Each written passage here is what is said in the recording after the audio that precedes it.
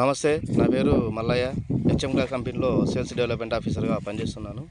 మేము వచ్చేసి ఈరోజు 16 జనవరి 2025 సంవత్సరంలో ఇక్కడ వచ్చేసి రంగాపురం విలేజ్, గూడూరు మండలము, కర్నూలు జిల్లా ఊరి పేరు. మన వెరైటీ వచ్చేసి ఇక్కడ రంగాపురంలో శంకర్ రెడ్డి అనే ఫార్మరు 4 ఎకరాలు వేశాడు. ఇక్కడ చూడండి తోట, కాపు చూడండి, చిక్కటి కాపు. ఇక చూడండి